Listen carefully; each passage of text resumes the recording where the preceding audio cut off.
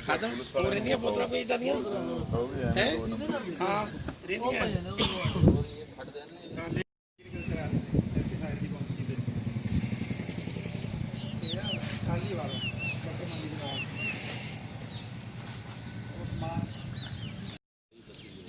ਸਾਡੇ ਨਾਲ ਲੜਦੇ ਹੋ ਕਹਿੰਦੇ ਰਾਤ ਹੀ ਕਿੱਥੇ ਹੁੰਦੇ ਤਸਵੀਰਾਂ ਚਾਹਾਂਗੇ ਤਾਂ ਕੋਈ ਪਤਾ ਚੱਲੇਗਾ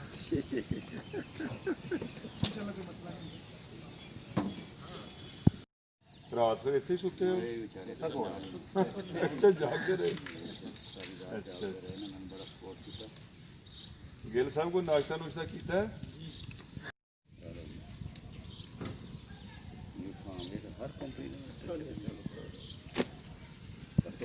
दो नंबर सर किसी ने नहीं बख्शी वाला पंजाब सरदार उस्मान खान बुजदार के विजन के मुताबिक जरी अद्वियात और खादों में मिलावट की शरह को 0% तक लाने के लिए अमली कार्रवाइयां जारी हैं। वजीर ज़राअत, सेक्रेटरी ज़राअत पंजाब वासिफ खुर्शीद और director general doctor Anjum Ali की हदायत के मुताबिक महकमा ज़राअत के शोबा पेस्ट वार्निंग मुल्तान की टीम ने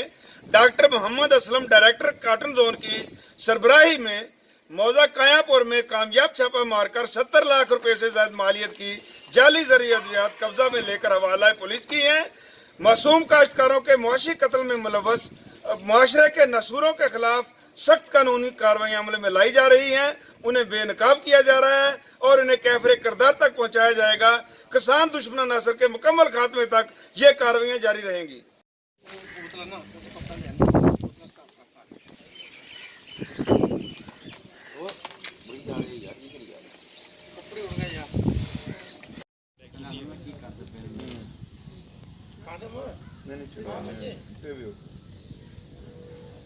मैं तो आख्या उन्होंने कोई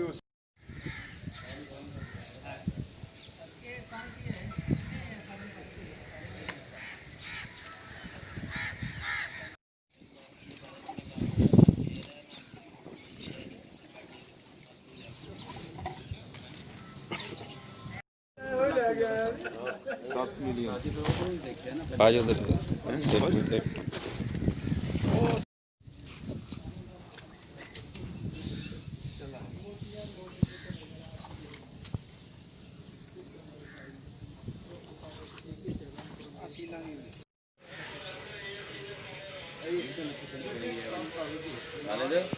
चुकनी है ना